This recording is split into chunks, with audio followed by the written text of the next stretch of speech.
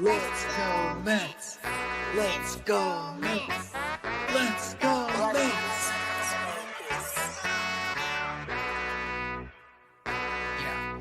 Yeah.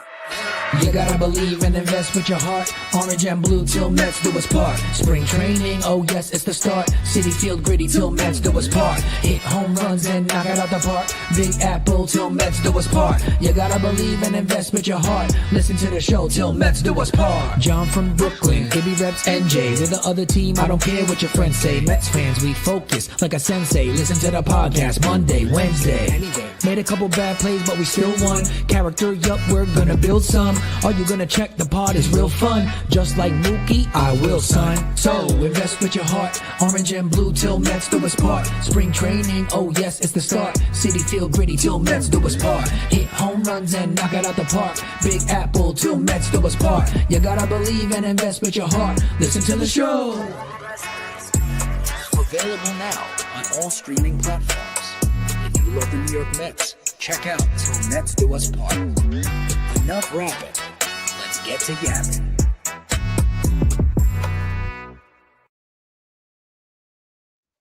Yo, what's going on, everybody? Welcome into another episode of Til Mets Do Us Part. We're live on YouTube, live on Twitter, like we are each and every single week, Wednesday at 5:30 Eastern or thereabouts. I'll take the L on this one. I'll get into it later, whatever. It's not a big deal. But this week, winter meetings in full swing. This is the third time we have done a show this week. First time we've ever basically gone through the entire winter meetings. It's been fun. It's been exciting. Of course, the biggest news for our New York Mets, Juan Soto. Everybody knows about that right now. It seems like John Heyman just tweeted out a little bit ago that he has passed the physical and he is officially a New York Met. That's about as reliable a source as you can get when connected to New York Mets, New York baseball, Scott Boras, Juan Soto, the whole bit. But we are back together doing our thing in our standard time. One more big show coming up tomorrow, but John Saponaro out here in Burbank, California, which means my co-host, Matt Ibanez, holding things down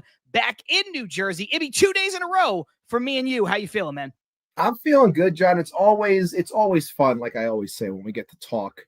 We get to talk Mets. We get to talk on our normal time. But look, like you said, it's the winter meetings. A lot is going on with our New York Metropolitans. A lot of big things. It's official. Juan Soto is a New York Met because he passes his physical. There's a lot to get into. A lot has gone on with this team over the last year, let alone the last handful of weeks. And it's fun to be at the center of the baseball world. And I think that, the same can be said about our guest, who is at the center of a lot of the baseball world when it came to our New York Mets this past season. And I'm pumped up that he's here. I know he's gone about, doing all the rounds and talk with people, but I'm glad that we were finally able to get him locked in to have a conversation. So I think we're going to have a lot of fun with that. And as always, man, let's get into it. Let's have some fun. Absolutely. We're also, we're going to stay refreshing Twitter, myself and Ibby. I know people in the chat, people in the comments, they're really good at it too, letting us know if and when news breaks. And of course, it's the last day of the winter meeting, so stuff might wind down a bit and pick back up in the next couple days, but it is something to keep our eyes on over the next, at least the course of this particular show. Some of the folks in the chat already, Charlie, Brad, Stanley, Armand, Aaron, a lot of our familiar faces. We got Douglas Barnes in the house, trying to get to as many folks as I can. Patty, PB, Patty in NYC, she's back in the live chat here.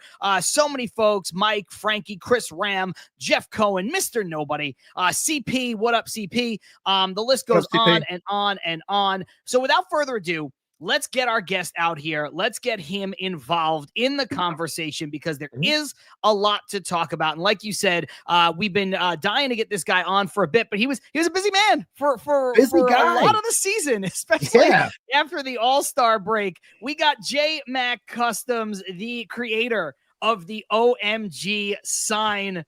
Jerome, what is up, man? How you feeling? What up, Jay? Guys, thanks for having me. I really appreciate you having me on. That's some intro. I don't even know what to say after all that. But I'm happy to be here. I'm happy to talk with you guys, and it's even more exciting of what's going on this week. Obviously, the big news with Soto and just all the buzz is as far as what's happening next. So I can't wait to get into it with you guys. Look, there's a lot of stuff to get into, and you have had the opportunity to, tell your story and talk about what's gone on for you in this magical season. Look, it was magical for all Mets fans, but for you as a Mets fan, it kind of took it to the next level. You're following the team in the playoffs. You're out there on the field. You're meeting Steve and Alex Cohen. You're there with the players. Of course, all of it is spawned out of Jose Iglesias making the song that he makes, OMG. You're out there. You're doing your thing. You make the amazing sign that they use. I've got my OMG pin right there, prominently displayed on my Mets cap, where it's going to stay for the foreseeable future. So just really quick, if you could just talk about what it's like as somebody who, grows up a Mets fan, is a Mets fan, gets swept up in this whirlwind that was the 2024 season. We all did, but in the way that you did. I mean, it's still really hard to kind of put into words like what it feels like. It's not new anymore. It's over 5 months ago now that it's gone on, but just how it happened and the way that it happened, it just, to me, it's like you try to work really hard as an artist and even as a human being to put good work out there, to put good vibes and have good intention. And like all of the work that had gone on prior to all of this happening, and through the sign happening, it just was just this perfect storm of like really good energy that Jose brought to the team. The team was on its way back, and how it all happened so serendipitously. I mean, it was just like a magical thing, just the way that the season kind of turned around magically. It just, to me, it's everything. It's completely transformed, my business and how busy I am, keeping me busy with making OMG signs, but and also like a new wave of interest for other things that I make and I create that people want to do work with me with. So I'm really thankful. I'm so grateful for all of it, and I look forward to seeing like what's next and what other possibilities are out beyond past OMG and beyond this. Yeah, it's funny because I'm a little guilty of it myself. So obviously, this past weekend was the Queens Baseball Convention. That's kind of been the secondary theme of the shows all week because I had Lori Rubinson on Monday. She was there. Obviously, me and Ibby were there. You were there as well. And at the QBC, we're talking, and I walk up to your booth. I didn't know you were going to be there, but obviously, you and I had met before. We met out here officially in LA at one of the playoff game, but. It's crazy because then I realized after I see your booth, I'm like, oh my God, you were here last year. And I talked to you last year about your work because it was so cool and it was so creative. So like, it is funny how one little moment, not little really, because it was a huge moment with OMG for the Mets and everything, but it just can kind of change everything. Like your work was just as good last year. Everything you were doing was amazing last year, but to kind of get blown up the way that you did, I mean, just as somebody who has a business, somebody who's an artist, it's just, forget about the baseball side of it for a second. That just had to feel incredible. Yeah. It really was. It was like, I think as an artist or even as a business, you're always waiting for that day where like you're like, I can't wait to blow up. I can't wait till things just get really super crazy. Yeah. And like they always say, be careful what you wish for, right? Because when it does happen, it's like, are you really prepared? Are you really prepared for like you had sleepless nights before, like what it's like when you have when you go from having 50 orders to having like 150 orders in a matter of like 3-4 weeks. And it just was this thing where it's like, there's a lot of, folks who hadn't known me that thought it was just like this overnight thing that happened, but there were a lot of years, a lot of failures, a lot of hard work, a lot of, days and hours and weeks and months in the shop that were years in the making prior to this happening. But, when it happened, it almost feels like an overnight success, right? But it's super cool how I went from walking around the stadium as like almost like a non-entity where people wouldn't know if I was there or not to then like being in the stadium in July and people stopping me because they want to talk to me about the sign, they want to take photos with me, they want me to sign baseballs. Like it's completely something that I wasn't prepared for, and I really ever say no unless I'm like an hour from leaving. It's like, there have been times when we're the last people in the park and the ushers are kicking us out to like, you guys have got to go. Like we got to get the field together. And like, literally it was always us at the end.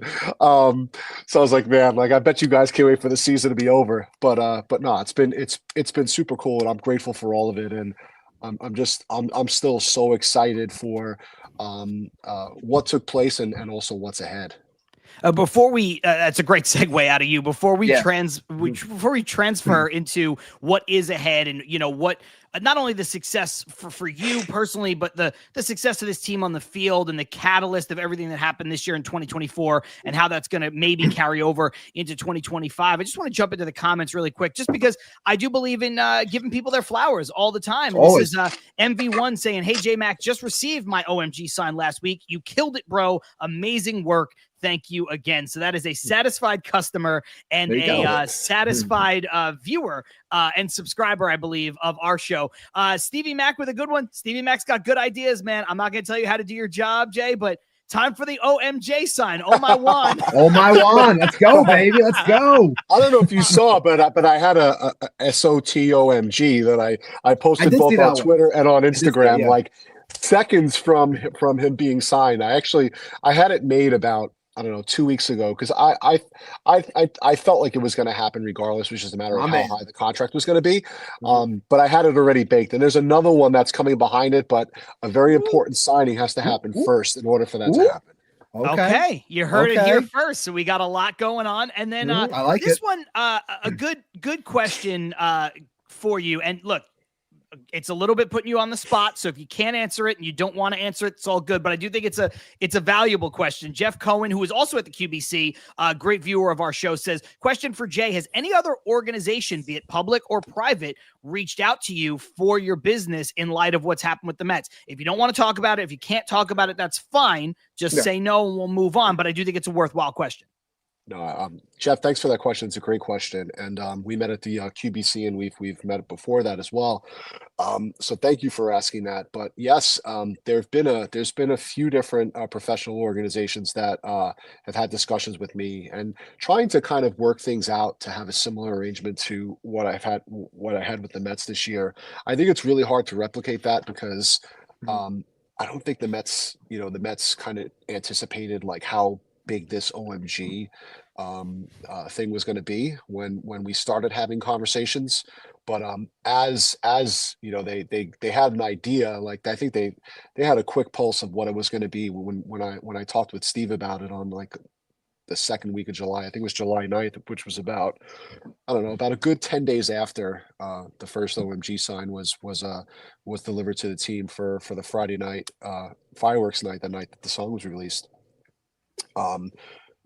We just got into talking about like how much buzz it had and where we could see it going, and very quickly I saw the wheel spinning in his head about how do we capitalize on this moment, how do we make it a giveaway, how do we get this in the team store, and very quickly a team giveaway was put together. I was actually brought in on some of those calls to see if I could produce 10,000 pieces, and there's no way that we have the capacity here to do that at this present time.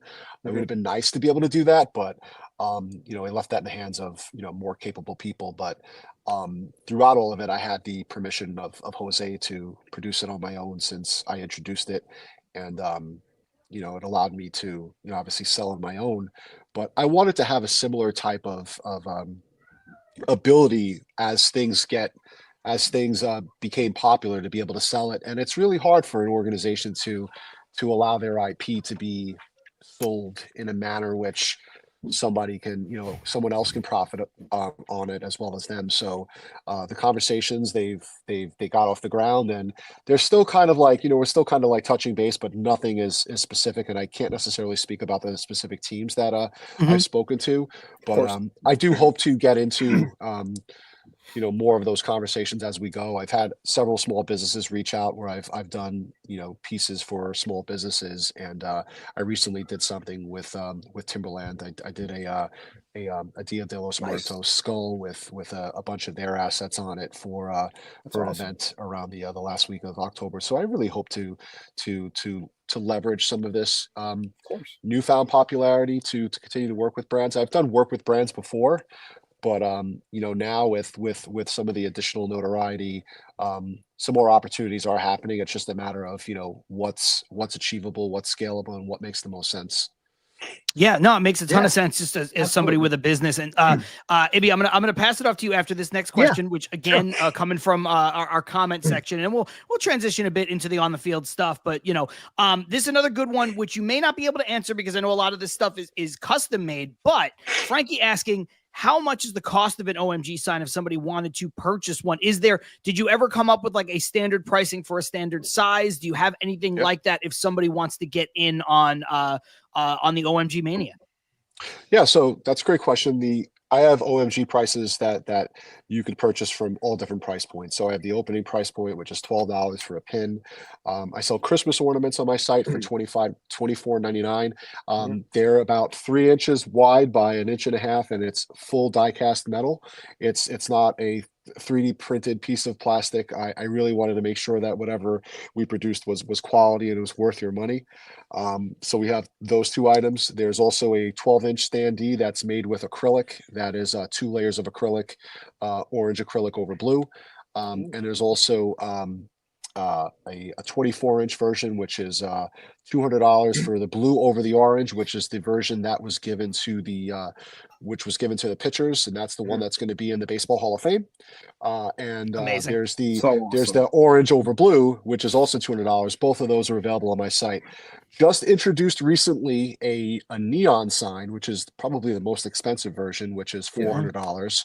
And then I could also make larger ones. So if you want a 3-foot sign, you want a 6-foot sign, there's a 6-foot version that I brought with me to the NLDS, which is made out of foam and hard coated, which is, you could see it from like a mile away. It's such a large sign.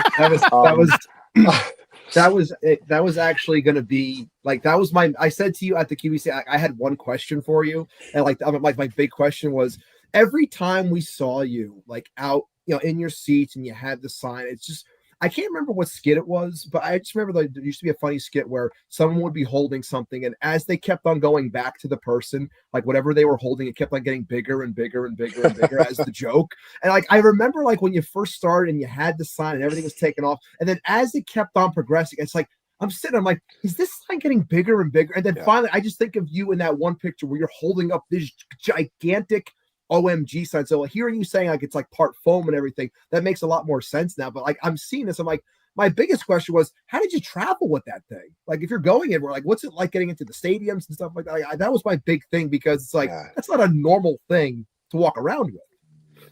Well, you've probably heard this name over the past couple of weeks, but Edgar Suero, who was the team's travel secretary, I developed a really good relationship with him, especially being on the road.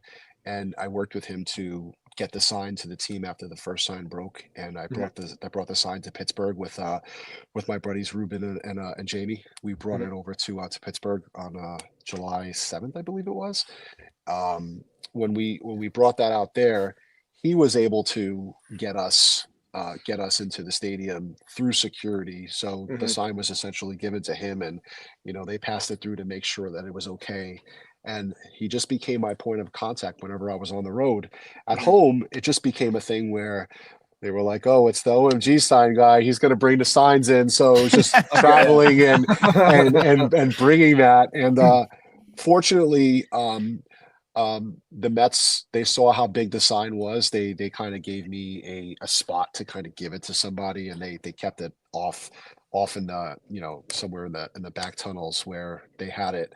They had the larger sign kept. So when I told them that I was arriving, I would meet up with somebody and take the larger sign and move throughout the stadium with it. So it was kind of cool, because I mean it was almost like I was an unofficial hype engine within the team, and it was something that, like, they didn't have to pay me for it. I was just so grateful and so excited to do it. And, it was just one of those things where it was just like happy to be at the ballpark, happy to hold up this thing that I created and just kind of see people go nuts over it. It was just like one of those things where it was just like, I would pay you to do that, to be honest. It was such a cool thing. Like, I can't even imagine it, because, like, we've said on this show multiple times, when this team is red hot and the city is involved, and we saw it, this entire run in the playoffs and everything that came with it, just seeing that place packed and then seeing you at the center of it, like behind home plate or the areas that you sat, and just holding up this gigantic sign. Like, I'm talking about the big one too, just like seeing that amongst a sea of Mets fans that are just going through like complete euphoria, whether it's after the Lindor home run or all these different things. I mean, I can't even imagine like the adrenaline and everything that you feel within that moment. Like you said, you're not used to seeing or feeling this. Like you said, you think you're ready for it, and then you realize that you're the one that's getting flashed to on TV a lot. Your sign is everywhere. Everyone's going nuts. People are buying it. Like, I can't even imagine what that overall feeling is like. Like you said before, I'm sure that it's kind of hard to really come down from that high, even though we are so many months removed from it already. Yeah, I mean, and I want to really, like, truly give a shout out to the Queen Bee. I mean, Alex Cohen. Without the relationship that we've built over time, like, I think it was about 2 years ago where I got the notification that she's following me, and I was already following her, and I'm like, this is so wild. And I wanted to kind of send her a few pieces, and I sent her a piece that I made back in like August of 2022, and then I met her in person for the first time last July and gave her a couple of pieces then. So when I ran into her at the K corner, she already knew me by face, and she wanted to know, like, what was it that I was doing with these signs? Like, why was I here with these OMG signs on the night of the song? And she was like, they're beautiful. What are you doing? Like, I want to bring them into the stadium. But had she not been available and accessible to a fan, none of that would have happened. Right. And then even beyond just, the sign making it to the team, which was never even intended to be a home run sign to begin with. Once, like, wind got out how popular it was, she was intentionally putting me in spots where I could be seen, whether, there were times where she let me sit in her dad's seats behind home plate. Like she would say, would you like to sit in my father's seats? I'm like, he doesn't want to sit there. She's like, no, he's going home for the night. It's been a long day. And, I'd be happy for you to be down there. And it's there with a big OMG sign, and like the cameras are on me and I'm behind home plate. And the time when I made the Lindor MVP sign, and I have this really great photo of him in the batter's box. It was sent to me by Keys Cam. It was sent to me by Roberto Carlo, who's another one of the Mets photographers. They both sent me this amazing shot of Lindor with his bat on his shoulders, just kind of like warming up in the batter's box, and I'm holding this sign up as he's coming up the bat with obviously My Girl blaring, but you can't see that in a still shot. And without her like knowing the timing of it all, like she as much as like I put in like work wise to do this, without her like wanting to kind of help push it forward, like this story doesn't get off the ground the way that it does. So I just really wanted to take an opportunity to give her flowers. I mean, that's incredible. And it seems, I've never met Alex Cohen, hopefully one day, but it seems likely, it's just from everything that everybody says about the Cohens and about their ownership and about their connection to the team, to the players' families. And I know a lot of stuff was made about the suite being given to Juan Soto as part of the deal, and the Yankees weren't willing to do it because they got sticks up their butt, and they made Jeter pay and they made Judge pay and all this nonsense. I think there is something to be said. Look, Juan Soto was always going to take the money. That was my stance, Ibby's stance. You make the biggest offer. You don't turn down $440 million as a 23-year-old and then not take the most money. You bet on yourself. You go out there. In the 3 years since turning down that deal, he's gotten better if that's absolutely incredible to think about, but he has, and he was always going to take the most money. But I do think that there's something, and Lori Rubinson, who was at the QVC from WFAN, and was on the show with me on Monday, she said there's something about that, the fact that the Mets have created this professional, but not super buttoned up corporate, not just image, but environment for players, for fans, for players' families. And I don't know. I think the story that you just told is a little bit of a micro version of part of the reason why Juan Soto is here. I really do believe that. I think the Mets environment and what they have created from Steve and Alex Cohen all the way down, I think is a big part of why the Mets were able to get Juan Soto. I have a great story about that. When we were on the road for the end of the season, going from Atlanta to Milwaukee and back to Atlanta, back to Milwaukee for the wild card. In those wild card games, to see not only obviously the players, like obviously being together, they're together on the field. You see that, but when the players' wives all showed up with matching attire, they're all wearing these matching denim jackets with their husband, their last name on the back with the number on the back, and leading the charge was Carlos Mendoza's wife, kind of helping them get to their seats, and Alex Cohen, before she goes to her seat, stopping and saying hello to all of them taking a selfie together. I got to witness this because I was in the section just to the right of them, and I gave them OMG pins, and they passed them around, and they're all wearing it on the lapel of their jacket. And I'm like, I don't know that I've ever experienced this, or I've ever seen this type of unity that not only is on the field, but you see this kind of family thing happening. And we're probably one of the top 6 or 7 franchise worth-wise in all of baseball. Forget the fact that we're in New York, but as a valued property in the grand scheme of all of baseball, I mean, it's probably the Yankees, the Red Sox, the Yankees, the Dodgers, the Red Sox, maybe the Cubs, in terms of overall worth. To not make it corporate, to make it feel like a small business, to make it feel like a family environment. You just see that. If you don't know that it's happening, it's good that you don't know that it's happening, because probably more people would make a bigger deal of it. Right. But to see it happening, I wasn't expecting that. And before this year, I would have been oblivious to it. But you just see it very omnipresent when they're on the road, and it's the whole family there. It's super cool. So I could see why Soto would make the decision, and him getting a suite, by the way, that's probably one of the most unprecedented decisions that's ever been made. But we're not talking about a guy who's making $250 million. He's making $750 million. His family should have a suite, because it becomes a matter of protection. You've got to have a way to protect your assets, and you can't have people messing around with players' families while they're in the stadiums. I mean, I think it just is a non-story, and the fact that the Yankees want to do it, it gets played for our benefit. Good for us. I'm happy that you brought that up, because something that Ibby and I always talk about on this show is the human element. People act like it's fantasy baseball. People act like it's MLB The Show. How come this guy didn't get a hit in a big spot? How could this guy be tired? How dare this team be tired after flying across the country? And that's another layer of it. Your family's now worth $250 million. You got to have a suite, and sure, yes, I guess theoretically he could pay for it, but man, how petty when your owner is worth $22 billion and climbing to make your superstar player have to pay for a suite. It's just, it's everything that you would expect Steve Cohen and Alex Cohen to do, is to just do right by their players and do right by the organization. And to this point, do right by the fans. We were told things were going to be different from the moment they got here. things have been getting different, and they've, to me, they've made good on everything that they've done or everything that they've said so far.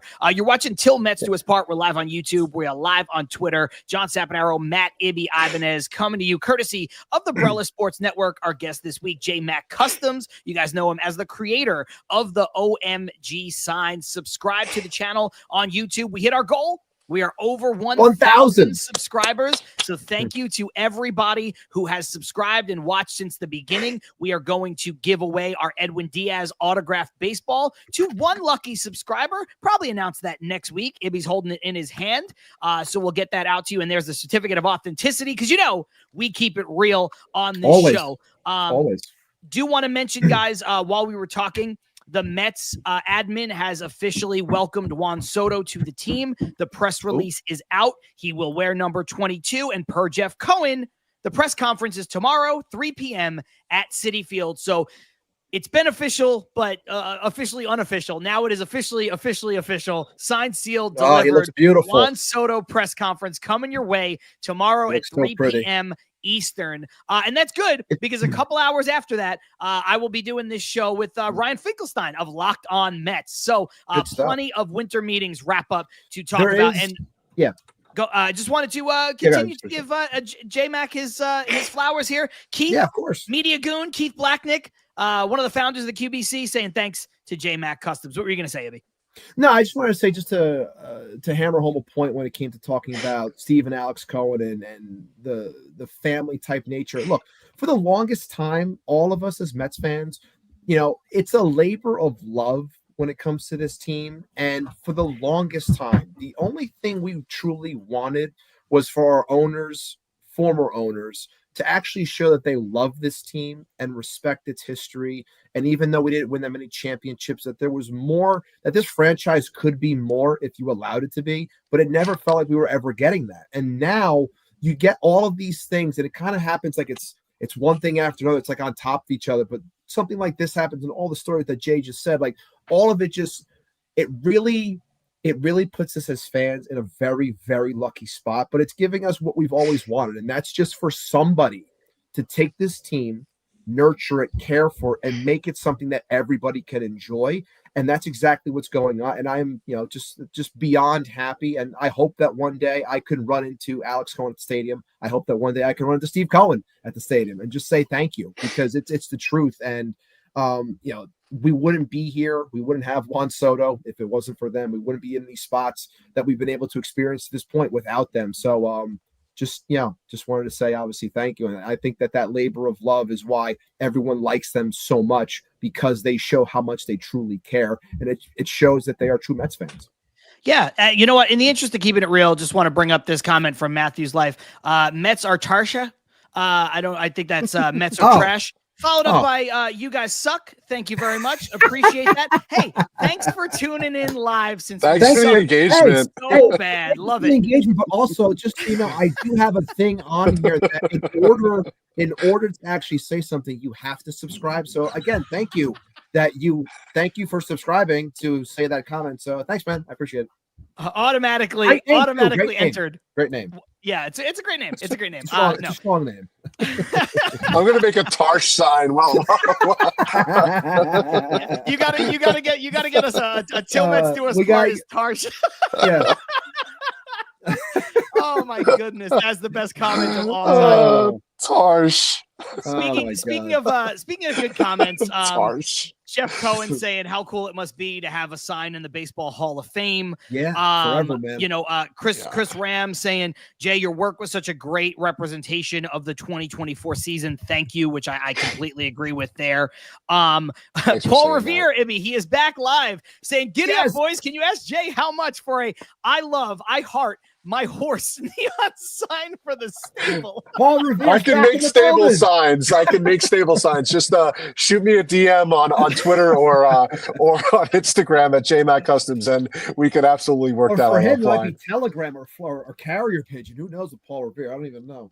That is Harsh true. is incoming. You might see that on opening day. Keith, we're gonna have that ready for opening day. And no, shout out to Keith and Dan over at the QBC for putting together an amazing fan experience for I don't know how many years in a row. I've been a part of it now for 2 years now. And, last year we were just kind of getting to know each other. And this year, obviously the relationship strengthened, and I was able to make a sign for them that they're actually using to have the players sign. So I'm glad that it kind of went to good use that way. But if you guys aren't following, what the QBC is doing, like they basically are the amazing day without having to go to Citi Field and paying $950 to be VIP. It's very, very grassroots, fan based, state of the team with obviously Til Mets Do Us part and several other content creators and SNY there, and many former players that have been there. So I'm thankful for the platform that they have, and giving us fans an opportunity to create both content as well as artwork and show it to fans who appreciate the team. I do love this. Paul Revere saying, "I'll buy a Mets or Tarsh sign." and then Stevie Mac, I told you he's got good ideas. Till Tarsh Do Us part. Absolutely fantastic. Thank you, Matthew's Life, for bringing this. Yes, to thank life. you, man. We really appreciate it. All right, so let's change the topic a little bit. Just kind of carrying over to what's happened today at the winter meetings. As of last night, it seemed like the Mets were going to, or 2 nights ago, the Mets were involved in Garrett Crochet. They seemed like they got pretty deep into the conversation. Not that anything was imminent, but it looked like they were there to the very end. Ibby, this is something that, shout out to you. You have said Boston for Garrett Crochet for a long time. You and Carson, who's another great Mets creator, pretty much said 2 days ago and going back to last week, certain teams would have to do certain things on the chessboard in order for the Mets to be in play. And a lot of those dominoes did start to fall. The Yankees get Max Fried. That takes them out of it. And then it looked like it was coming down to Red Sox and Mets. And you and Carson were like, look, the Red Sox probably have to sign Corbin Burns to get taken out of this mix for Garrett Crochet. And maybe that opens up the board. It didn't happen. He goes to the Red Sox. It's a big, big, big deal for the Red Sox. Look, you were in on Crochet. I had been convinced. We talked about it yesterday. So I'm a little bummed out just because of the upside and the age and the potential ace ability of a guy like that and how it lines up with what the Mets are building for the future. So your thoughts on what happened with Garrett Crochet going to the Sox? Like I said, I've been on this for a while, and I felt that if the Sox were willing to part with some of those prospects, that they were the ones that were definitely going to be in the lead, even more so because it seemed like they were to be probably more aggressive than Baltimore. So they hopped Baltimore because I think Baltimore has the best prospects, but Boston seemed to be a little bit more aggressive. And look, shout out to Boston also because they had to give up Kyle Teal and Brandon Montgomery. Those are the two big names out of the four that are going back to the White Sox. But to be honest, they didn't have to deal away from their true top three. They didn't have to give up Roman Anthony, who's arguably the number one prospect in baseball. They didn't have to give up Marcelo Mayer. They didn't have to give up Christian Campbell, who's been a fast riser. So they kept a majority of the legitimate talent. And to me, honestly, I don't know why the last year and a half, the White Sox have opted to get deals to bring in more catchers. I don't know. Maybe they're trying to corner the market on catchers because they've acquired 3 in the last year and a half. Not sure why they're doing it, but again, to each his own. White Sox going to White Sox, whatever. But shout out to the Red Sox because it was a great deal. Look, the Mets, we're going to have a hard time without all these teams dropping out. We love our prospects. We love our guys. We support our team. But I've been saying, and I was steadfast, I didn't think that they had the horses, and it ends up going the other way. He's a Boston Red Sox now. And look, that doesn't take the Mets out of other things. David Stearns continues to talk about how he is most likely comfortable if he can make a deal and it's going to involve top prospects. So there are plenty of names that are still on the board, whether it is through free agency or it is via trade. So I do think that this team is going to find a way to improve. It's a little bit of a bummer that you're not going to be involved with Garrett Crochet anymore because he's elsewhere. It is, but at the same time, it was one that I wasn't getting too attached to because I didn't think it had the highest of likelihood of happening. Yeah, Mr. Nobody saying eventually we'll have to trade a couple of our 53 second basemen that we have, which is accurate. Jay, before I get your thoughts on it, Ibby, I'm going to put you on the spot a little bit. I know I asked this in our Mets creator group chat, but for all the viewers that are watching us live who, maybe not are as connected to other teams' minor leagues. Look, again, you're not like necessarily the foremost expert on other teams' minor leagues, but as far as this show goes, you are the guy who's more connected than I. And so can you give what you would think? Again, the Mets didn't match up as well as the Red Sox, and that was the problem. But considering the Mets didn't match up as well, they would have probably had to give up a bit more. Could you give a comparable deal of what it would have looked like for the Mets to have given up to get Crochet? Do you think they would have had to give more players? Do you think it would, like, where's your head at, where if the Mets were able to, what would they have had to give up? I think it's similar to what it might have been, probably more than what I said on our show last night. So when I was saying my hypothetical deal that I would have done would have been Drew Gilbert, Jet Williams, Ronnie Mauricio, and Jesus Baez. I think that is a strong offer, but in comparison to the Red Sox, it's still light. So if you're competing with that deal, you're probably removing. You're probably going to remove.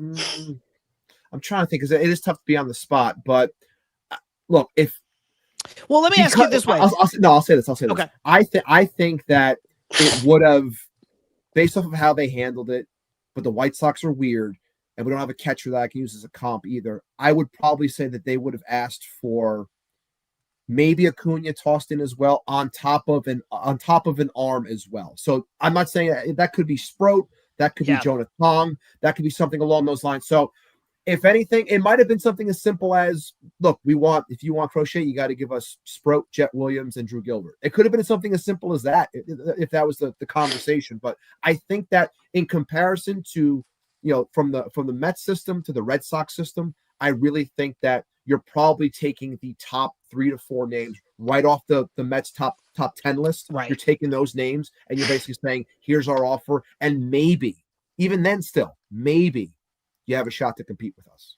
Yeah, Armand saying to Andre that the White Sox were not looking for pitching prospects, but it does change the math a little bit if they value, let's say, Sproat of the Mets prospects the highest, or, probably not a guy like Tidwell, but, they might look at some of those pitchers in the Mets organization and say, hey, you know what, that is even though that's not what we're looking for, that is the most comparable piece, or the headliner piece, or the 1A piece that we're looking for. And I know that people are saying in the comments, and I can see them, like, I know that they wanted middle infield and up the middle type talent, but again, teams in these spots, this is like the NFL draft. I hate when someone just drafts for need. You draft talent, okay, in those spots. You take the best talent. Same thing here. You're trying to acquire talent. Everyone, when they get drafted, is a shortstop, because all the best players play shortstop on their teams when they're growing up. So, like, you're acquiring talent, and then you can decide what you want to do with said talent as you move with that. So, to continue John's point, yes, looking at the Mets and what their best options are, Brandon Sproat might have been a part of that math because he's the best guy that we have. Jay, for you, I don't know how connected you are with minor league baseball and things like that. Again, admittedly, I'm not super in on it. I'm a big time Mets fan, so I know what's going on with the Mets minor leagues. But past that, it's not really my thing. So, I'm not a prospect hugger. I'm the type of guy that says, anybody can be traded in the right deal. I was a little apprehensive, though, on Garrett Crochet. It's only basically one big year of doing what he did, converted reliever. You worry about the fact, is this the best he's ever been, or is he trending in the right direction? Over the last couple of weeks, I started to, look into some of the things people were posting who know more about advanced statistics than me. And I started to get excited about the prospect of maybe getting a guy like Garrett Crochet, just because a lot of the signs pointed in the right direction, where, you could have, not without risk of injury, risk of backsliding, but you could have a potential 25-year-old left-handed ace with killer stuff on your hands. So where were you with regards to if the Mets should have been in on Garrett Crochet and what you would have given up? I think it's just about timing. I think it's, not having the right prospects and having the right fit for the team that we're dealing with. And I think that it probably was just, here's the package that we're willing to offer. And if it became like, well, we'll do that, plus we want Clifford, or plus we want Sproat or Tong, then it's like, wait, now we're gonna go from being like ranked number 10 as a farm system to dropping down to number 20, and we still have 2 other roster spots to fill. And plus, he wants to come here and sign an extension. What is that going to look like? I think there's a lot of risk. I mean, he's a fantastic pitcher. Again, I think we need to see another year of it. But I think that it's just one of those ones where the deal wasn't going to work out. And the thing that's really that I've seen a lot of, though, is just a lot of Stearns bashing over not getting this deal done. I mean, we literally just signed the marquee free agent 2 days ago, and already we're backpedaling. And it's crazy how the credit is it's all going to Steve Cohen. It's like we don't even have a GM. Like, it's just our owner's doing everything. So it's a wild thing. And I'm not that connected with the prospect hall, but they had to evaluate their prospects more. And what I see from our prospects, and I've seen this over the years, is that we always have a way to value our prospects a little bit higher than sometimes what the rest of the league is. And a lot of our guys are short. Like, we have some really short guys with them. Not that they can't turn out to be tremendous hitters and tremendous players, but I think sometimes that plays against us too. Yeah, I think that's certainly possible. Ibby, I know that's one of the things that Carson always jokes about. And, Carson, who's usually in the comments, Carson, who's a great Mets creator as well. He puts it on himself too. He's like, listen, man, I'm not tall either, but I'm not trying to play center field in the big leagues. Right. Which, it is something, these guys. Look, I think a lot of these guys have upside. I think Acuna has upside, maybe even more than we realize. I think Jet Williams, certainly has upside. You like him a bit more than I do. I think Drew Gilbert, is a tough, hard-nosed player. But I think when you look around what the Mets have in their minor leagues, I think it is fair to say that, maybe they're ranked in the top 10 because other teams just can't, they don't have enough to crack that top 10. Carson did call it in our group chat. He said it was a pity top 10 ranking, thinks they should be a bit lower. So maybe there is something to be said about that. We don't have necessarily the best prospects out there, although they're good for us. And certainly, the starting pitching prospects is something that we need to keep our hands on so that we can keep them and try to develop them, because that is the best way to get an ace. Everybody knows you don't want to go out there and buy one on the open market, because look at these prices.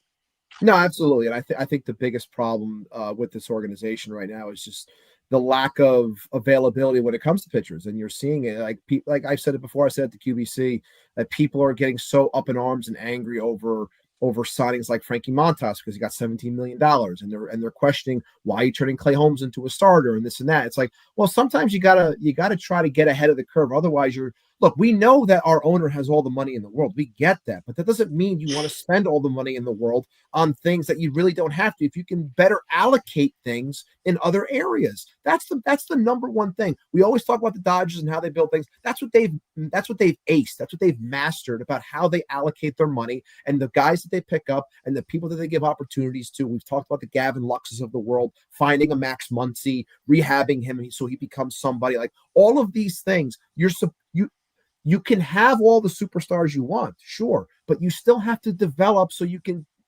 better yourself in other areas. You don't want to go out all the time and spend $17 million for a fifth starter. You want to be able to plug in your top flight pitching prospect that he could start off as your fifth starter and he's making $800,000.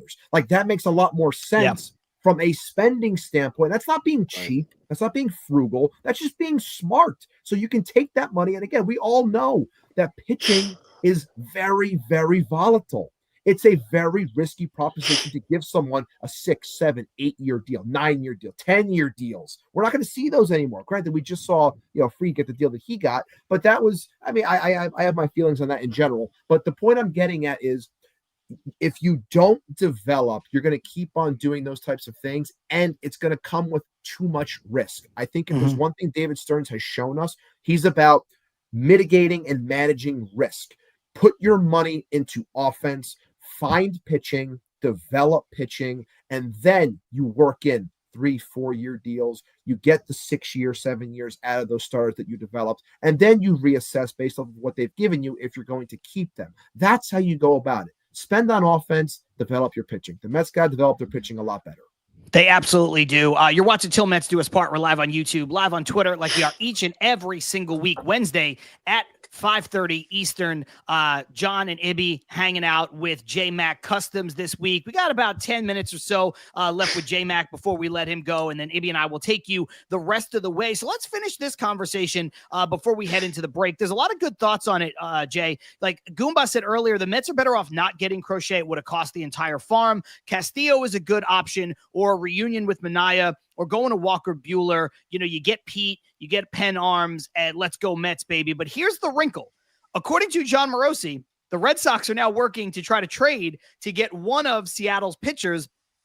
Maybe that's Luis Castillo. Maybe it's not Castillo, but then maybe it sours them on trading Castillo. So, you know, your thoughts on where the Mets could go from here, your thoughts on, you know, what would be a better pivot. You know, you've got a guy like Pivetta out there. Mike is saying hard pass on him. The Mets need an ace, not crap like Pivetta. That's a little harsh on Pivetta, but, you know, this is the conversation that everybody's having right now. And you already alluded to it when you said, look, people are kind of trashing David Stearns, which is so unfair and ridiculous. Nobody in our comments has done that to this point, but I do think that there's something to be said about people want something big in the front end of the rotation. They realize it's hard to get. They realize it's expensive, but I don't think people are super in love with the idea of Pivetta and Walker Buehler. I'm okay with it. I would put the rotation together with a bunch of different pieces rather than going all in on a guy like Corbin Burns. But what's your thought now that Crochet is off the table? Where would you like to see them go next?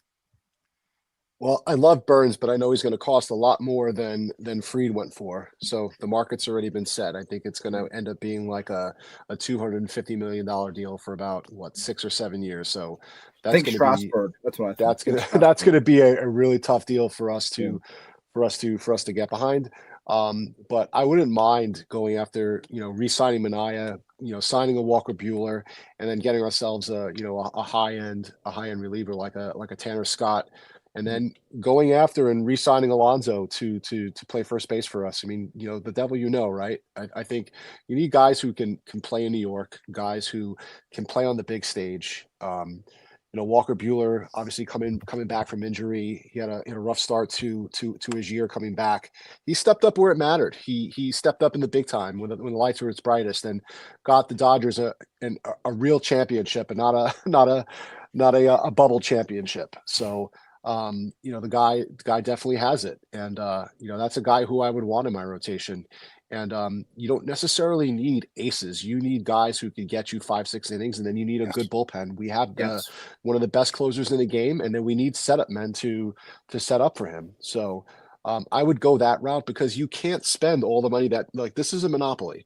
You know, we can't just spend you know, an exorbitant amount of money and then put ourselves in a situation where we're getting having luxury tax implications that are going to affect our ability to have a sustainable winning product for years to come. You have to play with some financial restrictions. Otherwise, you know, we're going to be back where we were 2 years ago when we make the bad decisions and have to sell off these major assets to rebuild and restock our farm, and then, you know, talk about punting a season. Like, we don't want that.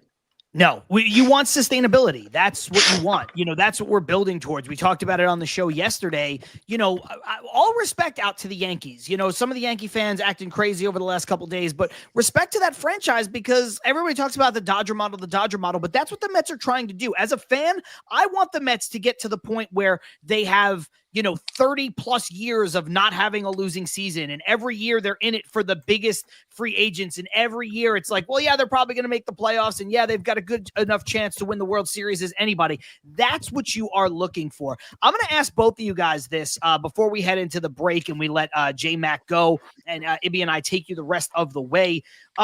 Look, there's a couple of different places you can go as far as pitching. We all have our thoughts. We've already gotten into some of them. I want to ask you guys this very point blank question, because a lot of people in the comments are saying, like, we got Odd Villain saying Pivetta is mid, bro. A lot of people like Pivetta. I like Pivetta. Yeah, I like do. Pivetta. I think his stuff is good. For me, a big disqualifier on Pivetta is the qualifying offer. Agreed. If you sign Pivetta, you have to give up 2 more picks in addition to the one that you gave up, or the 2 that you gave up to sign Juan Soto, which you would do 1 million times over. But you're also losing $1 million. I think it's $1 million of the international bonus money that way. And so you're giving up a lot to get a guy who, with his age and his potential upside and whatever his contract may be, it may not be worth it. So these are 4 tricky options. And I'm just going to ask you guys, if you had to pick one, and these are the terms, which one are you picking? Ibby, I'm going to come to you first. Okay. Corbin Burnes at 8 years, $250 million. Sean Manaea for a 5-year deal. Signing Pivetta to any contract, but it's a multi-year deal, and you have to give up those picks that I just mentioned. Or trading assets for Luis Castillo, knowing that he has 3 years, $24 million left, and a vesting option for $25 million when he's 35 years old. Which one of those 4 options would you be able to stomach the most, knowing that the Mets are going to have to add more pitching? And look, if they get Pivetta, they probably add Pivetta and someone else, but just those 4 as the next pitching move. And I'll throw it out to the chat as well. Jay, think on it. I'll give you the conditions again coming up in a second. This is relatively simple for me. This is me giving the answer that I've been angling for since the start of the offseason. That's Luis Castillo. And look, we're seeing rumors that the Red Sox are in on trading for an arm potentially from Seattle, and they make a lot of sense. They've been floating the idea of trading Tristan Casas. I don't know why they would, but they've been floating that idea. So, and we know that, the Mariners are desperate for power, so that might end up being a fit there. I don't think that they're going to end up dealing one of the younger arms, but maybe that's what Boston pushes for. So you never know. But in this actual question that's being asked, it's not even close. It's Luis Castillo. He makes the most sense to me from a contract standpoint. I don't care about the age. He's someone that since he's been in the league, he's averaged about 170 innings pitched per year. He's a horse. He goes out there. The strikeout numbers have remained about, they've been solid, always puts up a decent ERA, keeps the ball in the park for the most part. So I think that, and obviously that's not just saying Seattle either. It's more so he also pitched well when he was in Cincinnati. So he's a damn good player. He's always been someone I had my eye on, and I think that he fits the mold of what this team is trying to accomplish. And I think that this team still needs someone that can provide innings. And I think a guy like him on the front end, do I think he's an ace? I don't. But to Jay's point before, it's like we want to make sure you want to accumulate depth. You want volume with your pitching because everybody gets hurt. You need at minimum 10 pitchers a year to get through a 162 game season. So, and then of course you got playoffs on top of it. So all those options, I'm going with the guy that I think still has a lot left in the tank and he provides exactly what we need. I would go Luis Castillo. I think that's great sound logic. Quick one here from Armand before I come over to you, Jay. Armand saying the reason why the Red Sox would trade Casas is so they could sign Bregman and move Devers to first. I think that is a possibility. Maybe not even necessarily the Bregman thing, but definitely to get Devers over to first base sooner rather than later. I'm not sure that I would be in a quick hurry to do that. I know he's not a great third baseman defensively. Yeah, it's a lot of money to invest in corner infielders, but I could see that being part of the case. So I'll also keep the comments coming in with regards to your answer to this question. I have starred a lot of them already, but since we're running out of time with Jay, I want to come to you with the same question, same conditions. Corbin Burnes, 8 years, $250. Manaea on a 5-year deal, trading the assets that you'd have to give up for Castillo, knowing that you absolve 3 years at $24 million plus the vesting option when he's 35. So basically, that's a 4-year, $100 million deal, essentially, or signing Pivetta to any deal, knowing that it's a multiple year deal and that you have to give up the picks. Who is your, which one do you prefer of those 4? Pavetta's not worth a qualifying offer, in my opinion. So I definitely agree. say no. Say no there. Man, I love Manaea. I love what he did here, but I think it's I'm gonna say that I agree completely with Ibby on this one because I like the fact that it's not going to cost as much, except for prospects. I mean, we're going to have to, obviously give them a prospect haul. It might not be the same type of prospect haul that Crochet got, but I definitely think that he's the better of the five options here.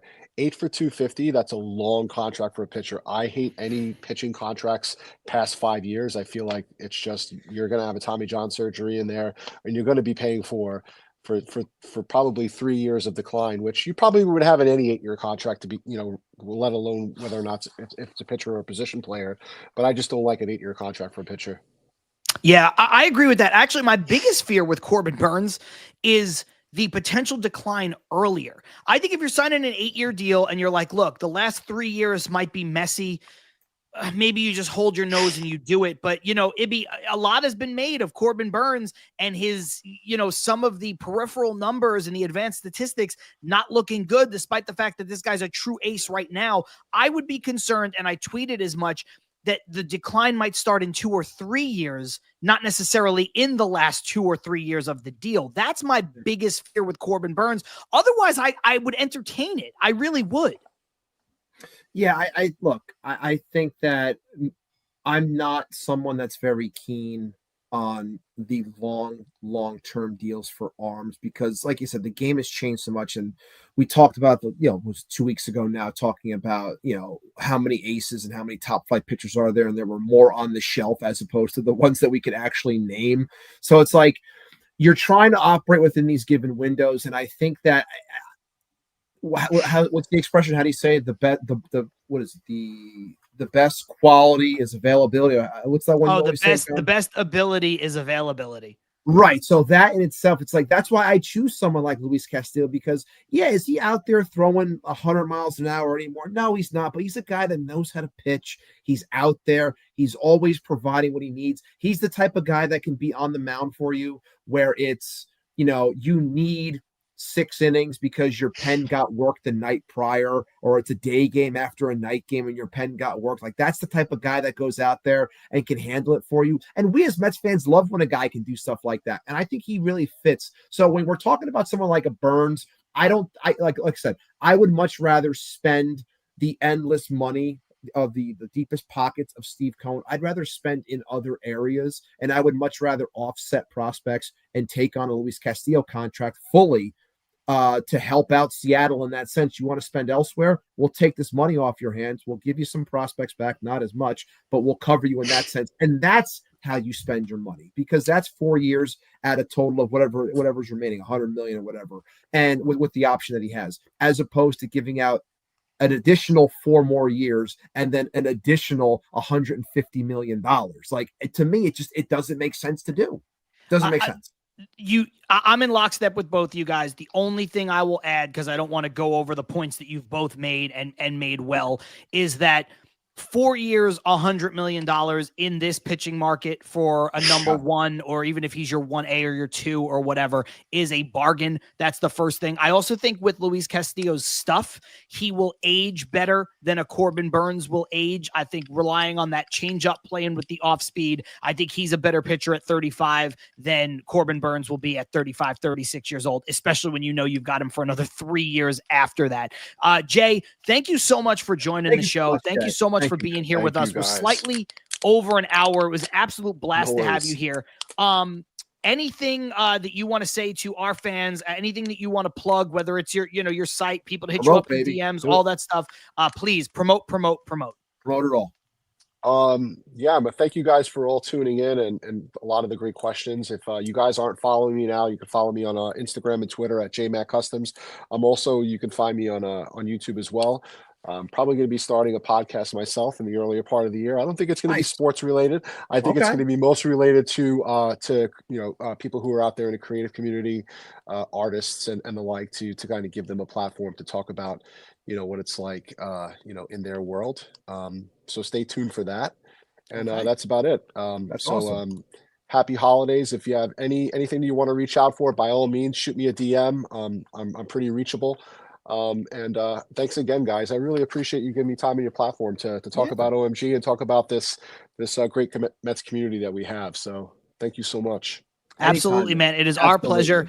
Anytime you want to be on the show, you are more than welcome. So that said, we are going to head into the break really quick. When we come out of the break, it'll just be me and Ibby the rest of the way. If you're watching this show live and you're like, what the hell? I don't want to sit through a break. This has been going great. Don't worry. It is just a quick 30-second ad spot that we need for the audio version of this show and to allow us to reset since our guest will be leaving us here in the next couple moments. Once again, Jay, thank you so much for being here. John Saponaro, Matt Ibanez, Til Mets Do Us Part. We will be right back.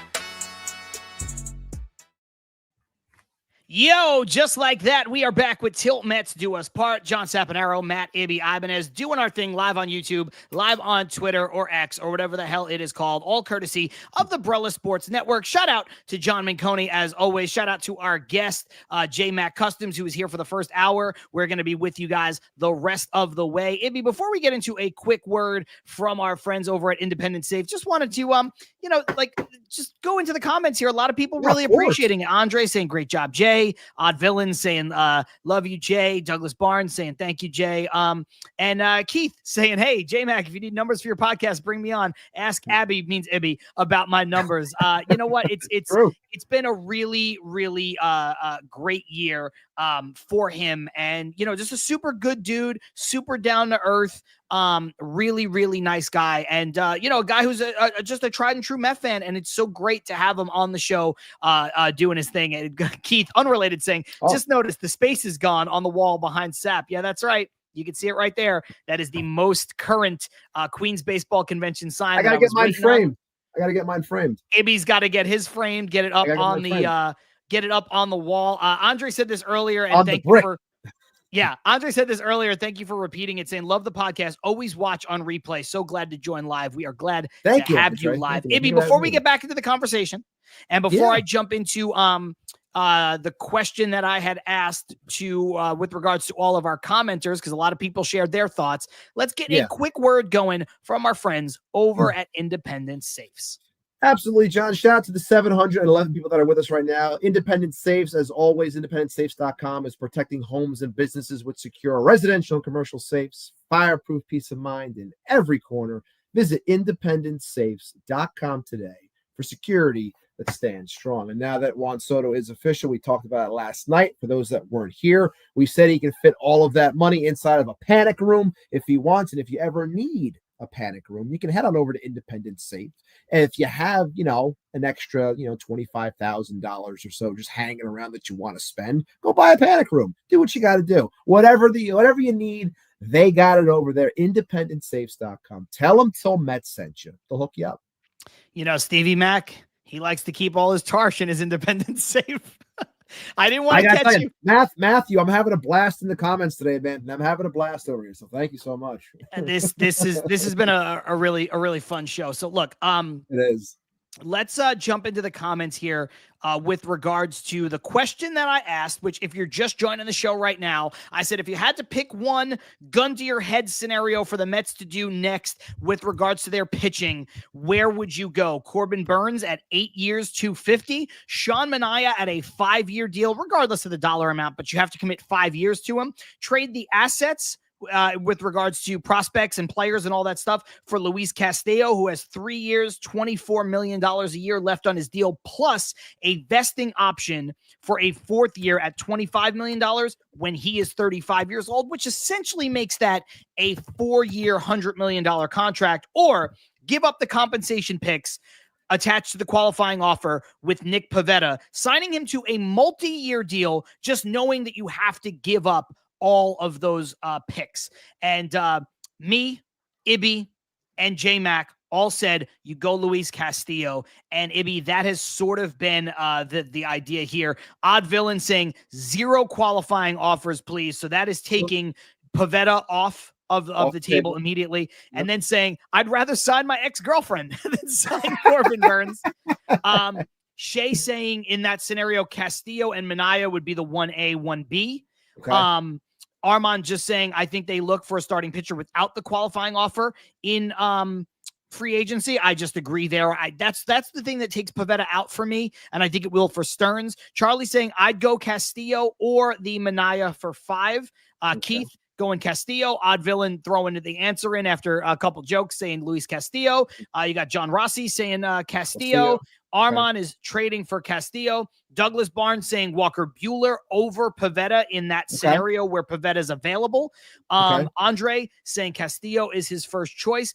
So it'd be most of the people saying Castillo, and they're saying stay away from Pivetta, mostly because anything with the qualifying offer, and they're afraid, and I think rightfully so, of that contract and what it would look like for Corbin Burns. And look, I just pulled 8 years, 250 out of my butt, but when you look at what, though, because when you look at what Max Fried got. Well, no, I'm not even talking about that. I'm talking about what Scott Boris's focus has been the entire time. He wants to get Burns the Steven Strasburg contract. Didn't Strasburg get 245? Isn't that what he got? I think that's what he got, 245. I think that's what he wants. I think that's what he's going to push for. I do.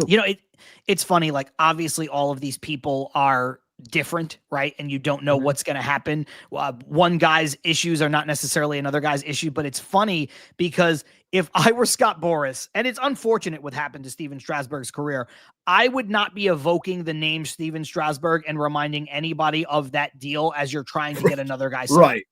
I understand, like, it's not a 1-for-1. Like, obviously that's not necessarily what's going to happen, but like, I would just not be evoking that name and reminding teams of like, oh, I want to get this guy the same deal I got that other guy. And remember, he pitched like 14 innings and then had to retire. Like, Jesus Christ, I would not be going there. Yeah. Like I said, it's just, I think you're much better off in this entire situation. Focusing on the trade market. I think that's where I really think that's where David Stearns is really trying to find what makes sense to deal from his prospects. I've been saying it since the start. I've said it on here. I said it on our community page on YouTube.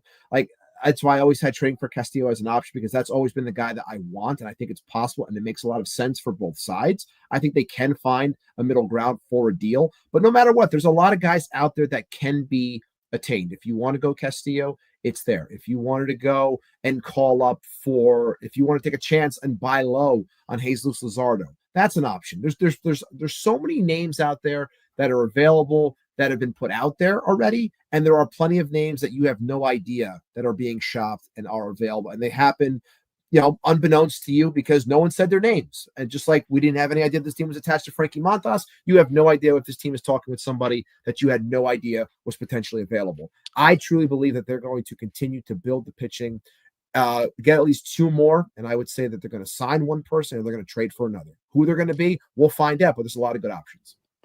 Want to jump back into the comments, pull this one up for Jeff Cohen. Shameless plug, Bull Pulsifer interview on this week's Baseball and BBQ podcast. Always appreciate when Jeff lets us know what former Mets he's having on his show. Very Always good show. Check him out. Definitely listen to Baseball and Barbecue, BBQ, I should say, just to give it the proper name. Bill Pulsifer joining Jeff Cohen this week. Maybe here's 2. Oh, this is just a funny one for Mr. Nobody. Brett Beatty 24 jerseys are officially a collectible for all the 3 people that have one. I just read, and unless my group chat's lying to me, saying how Soto got his uniform number in the contract. So that means that the Mets probably bought out the Beatty jerseys. What if his number? What if they killed Brett Beatty? Have we seen him Christ. Since the deal got official? No, he did not. Because say that. I heard that. you could just you could just take Beatty back behind Citi Field and put him out of his misery like old Yeller. No. Look, that's not how it happened. No, anyone listening, John, it's a joke. It's a joke. I'm kidding. No, it's a joke. I'm kidding. No, but it's a joke. It's a joke. But if there is one thing before we get back into the pitching conversation, because everyone is talking about it, and I haven't seen it yet. I don't know if you have, but I'm going to share the screen real quick because I want to watch with everybody. Ooh. I want to see what the Met admin posted. It looks like it's a video trailer that's 30 seconds. Before you do it, are you allowed to show it, or is our whole show going to get pulled down if we show it? I don't know. I don't know the rules. I don't know the rules of that. God damn it. Now I don't know if I want to do it. I don't know. I just don't want thing. you to show it and then them have to pull the thing down because of copyright issues. You know, the world is a vampire, they say. Forget it. I'm not going to show it. Now you got me scared. I don't want to do it. I'm just saying. I'll watch it on the side. Forget it. Sorry to rain on your parade, Ibby. I will pull this up because I can just say this in my own voice. This is Steve and Alex Cohen, their official statement with regard to the signing of Juan Soto now that it's official. This is a seminal moment in franchise history. Juan Soto is a generational talent.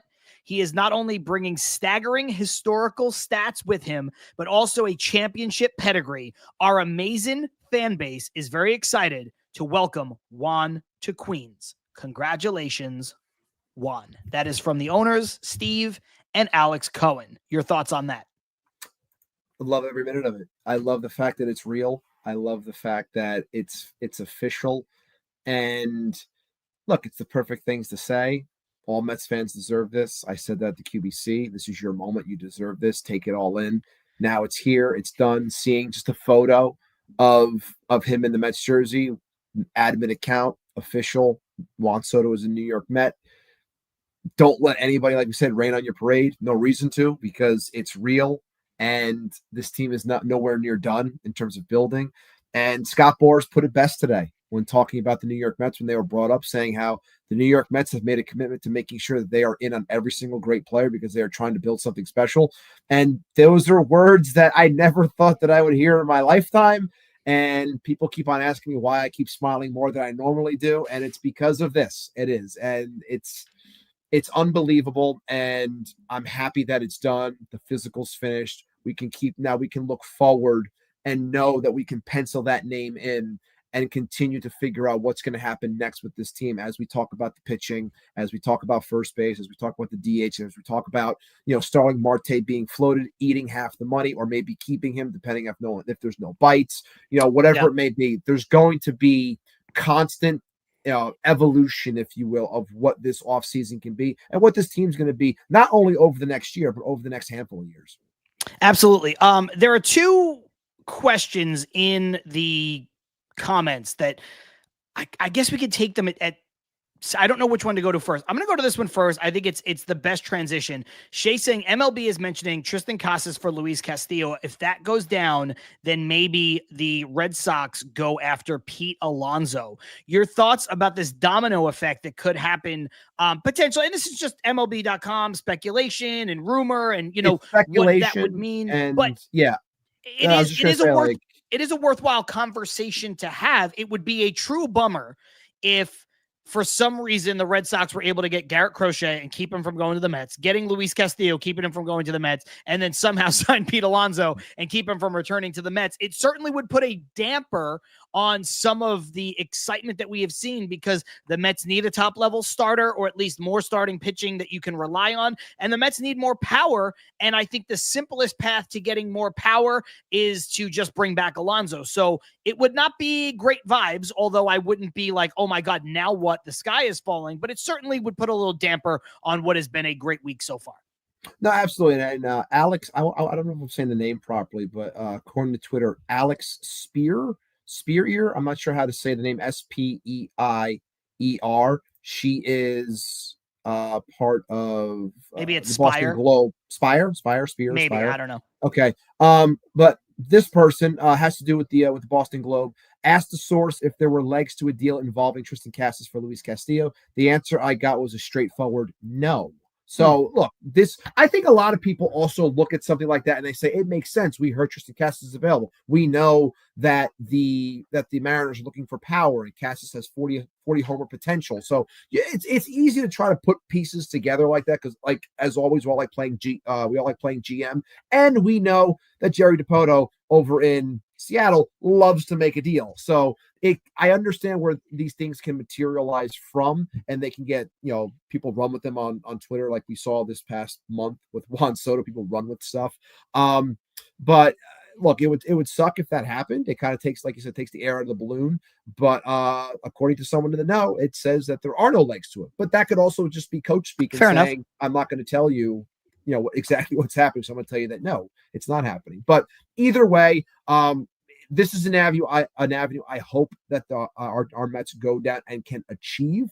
But if the Sox are able to pull it off, look, I got to tip my cap, because again, they have the available sources to go out and get the things that they need to become a better team. And that's why it's so important for this team to continue to build the farm as best as they can, which is why you don't go after a Nick Pivetta, because you don't want to lose those picks on top of the ones you lost for Soto and losing international money to take you out of the running for other potential star international players. So it's like, it's a process. All of this is a process. And I know people don't like it when I say it. It's patience over panic. Like it takes time. And these things are gradually going to keep on getting better and better. You have to allow it to. Yeah, I agree with that. And this from Mr. Nobody does make sense. I thought they said Devers is going to end up on first eventually. I can't see them signing a long-term first baseman. It would fly in the face of some of the other things. I think Armand brought it up earlier. Again, just speculative, Plus but Devers I think Devers goes to DH. Yeah, listen, I think Devers' future is at first base, though. It's definitely not at third. Long-term for the rest of the deal. He's not a good third baseman. Ibby, I know we talked about this a little bit, but specifically for a player who is super popular, that had a ton of success, that wants to come back, that a lot of fans want to see come back, from Charlie, do you think Crochet going to the Red Sox might help ease the way for Sean Manaea to return to us? I know I floated it out as that, you have to pick one, gun to your head, 4 scenario multiple choice option, but taking that aside for a second, do you think, look, I don't think it makes it a slam dunk. I don't think Sean Manaea is out of suitors. I do think that his market is getting a bit smaller, or his price tag might be shrinking a bit because of some of the other teams linked to him going full bore for some more expensive pitching. So do you think this is an avenue where maybe he comes back to the Mets on a more friendly deal? I did say in that multiple choice, it was a 5-year deal that you had to sign. But I think, if the Mets can maybe get Manaea on a 4-year deal, they might hold their nose and do it, considering what's gone on in the last couple of days. I'm trying to figure out exactly what the market would be, because a lot of the teams that I was picturing are going other routes now. So I thought Boston would fit. They just traded for Crochet, so they got the lefty. So, I'm not sure. And Burns is still out there, so another team is going to sign him, and that's a lot of big money. So is there a possibility for someone to still overwhelm Sean Manaea where he goes elsewhere? I think that there is that possibility, but I look at this now because of how the market's gone and what they might choose to do.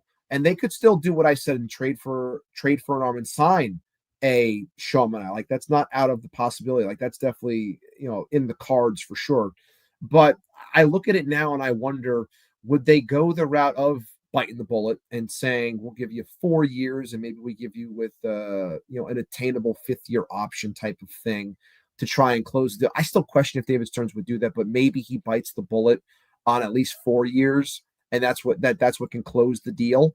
But it really comes down to, is this guy worth $100 million? And I don't think. I love the guy. I don't think he is, but I think that what helps for him also is talking about that changeover from what we covered yesterday, how I mentioned that a lot of things are changing from this team, and you still want to have some familiarity, some continuance, and establishing what is good for a clubhouse. And I know everyone always jokes saying, I want to win ball games, I don't want to be friends. It's like, you still have to. You saw what a great clubhouse does for a team, and I wonder, they bring in a Frankie Montas because they've always heard how great of a teammate he is, how great he is in the clubhouse. Frankie Montas and Sean Manaea, very good friends. Do you want to bring that dynamic? Pay him so you can bring that for your pitching. It helps better round your rotation. It helps keep the clubhouse proper. It adds all of these things that you're trying to run off that good juju, if you will, to keep things moving. And I'm not saying you're going to give the guy $100 million just because he's a good teammate. Like, that's not what I'm saying. But I'm wondering if that plays into the equation of everything, where you say, yeah, I'll bite the bullet on the back end, essentially, if I'm giving this guy, this 4th year or even this potential 5th year, and the money is whatever.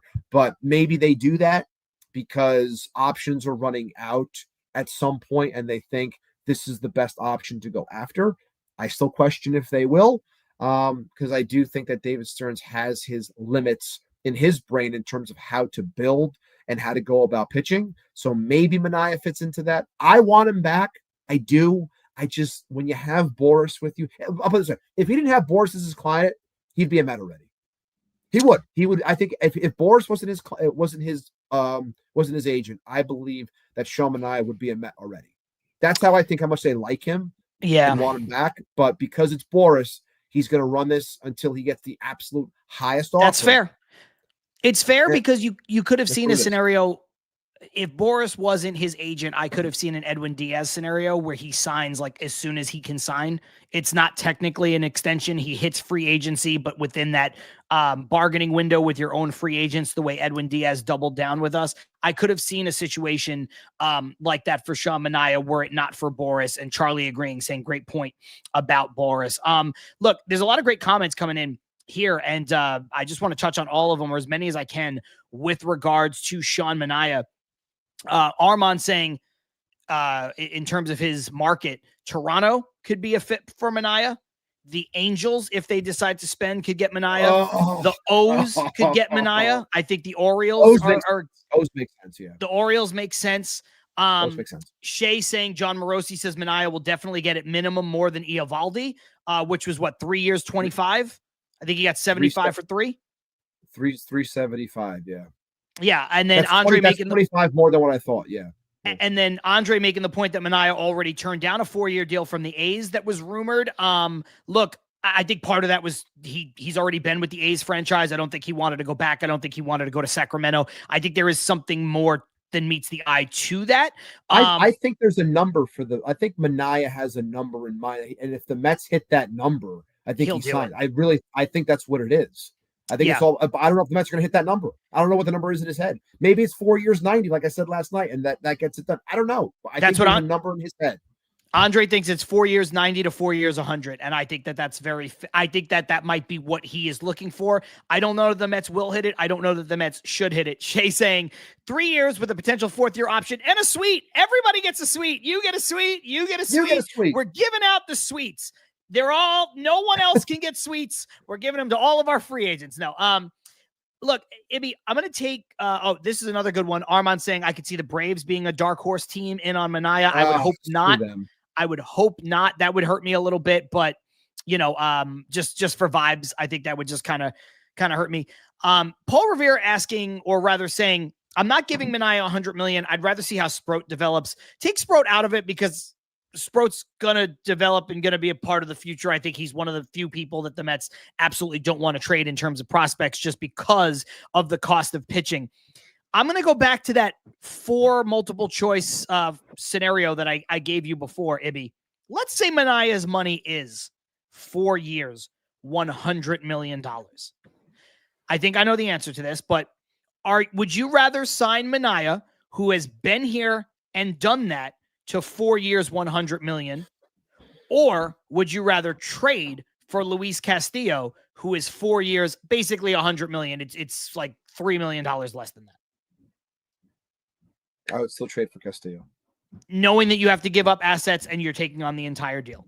Yes, I would still do that, and knowing that he's never pitched in a market the size of New York. I would still do it.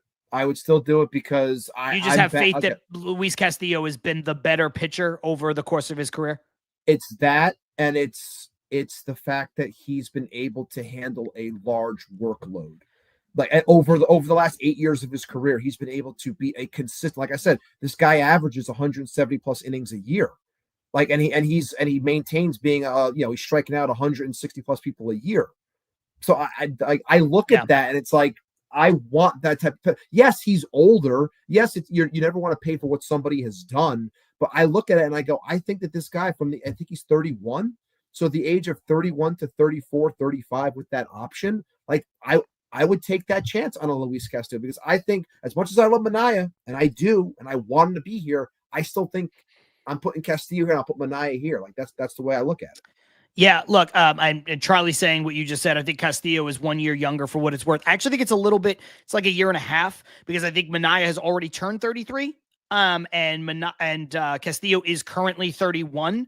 The deal that I looked at before the contract that Castillo's already signed takes him through his age 35 season. That would be all 4 years. So that would be him as a 31-year-old. And I believe that Manaea is a 33-year-old. Andre saying trade for Castillo over Manaea, more upside. I do think it's more upside. I do think it's better track record. I do think it's better bang for buck. You know, Ibby, the other thing that is interesting, and we've talked about this a lot, Manaea, as good as he was, pitched like an ace for us for most of the year, filled in admirably for our ace being down in Kodai Senga. He was gone for pretty much the entire year. The thing is, you have to pay Manaea, not in the grand scheme. You know, he's too old to get a $200 million contract, right? But you're basically paying Manaea like an ace over the 4 years or the 5 years or whatever the deal is. You know, he's making $25 million a year. That's ace money. He's going to have to be an ace. And I don't know that he can be one. I don't know if he's going to be one. What did you just see? No, I'm just saying, I'm just checking our chat, people posting. The Pirates are open to the idea of trading both Mitch Keller and Jared Jones. They're both reportedly very available. So there's 2 more pitchers on the market. One with a decent contract, that being Keller, and Jared Jones is going to cost you a lot because he's young, volatile because of the way he throws hard. He got banged up last year, kind of had struggling within the second half because of the workload, but a lot of talent there, a lot of talent between those two. Yeah, that's another wrinkle. I was going to bring that up in just a bit. So, yeah, I think those are the kinds of guys that you want to see the Mets in the market for. I think that's what made Garrett Crochet so intriguing. Ibby, here's another one from Douglas Barnes. What about the speculation that Roki Sasaki likes Jeremy Hefner? The Mets are making their push. You know, they've already made their presentation, or they've put together their presentation. This is in the infancy right now. The agent is going to look at all the presentations. According to Will Salmon, what has come out with Sasaki is that the teams have made their presentations. The agent and the player are going to look at them. They're going to narrow it down. Then they're going to meet in person, likely in LA, with the teams that move on. And then there's a chance that the player and the agent might go and visit the teams either in a third round or as an offshoot of that second round. But listen, man, I know nothing is guaranteed with Sasaki, but I had something pulled up from SNY where, you know, Jim Duquette said that according to one scout, Roki Sasaki could have a Paul Skeens-like impact on a team. And Joe DeMeo, friend of the show, great creator from the Mets pod, you know, he commented on it on Twitter. He said, you can make a legitimate case that Roki Sasaki has the best stuff in the world. Coming from Joe, and that's not hyperbole. And I think you can make that case. That's how electric the arm is. So listen, I don't care, to Douglas's point, if he likes Jeremy Hefner, if he wants to go to a place with another Japanese established starter, the Mets have that in Senga, whatever it might take, the intrigue for a 23-year-old with the stuff that Sasaki has is high. I don't care what would get it done, Ibby. I would love to see it. I would love to see it. It's all going to come down to whatever this kid wants to be in terms of being comfortable.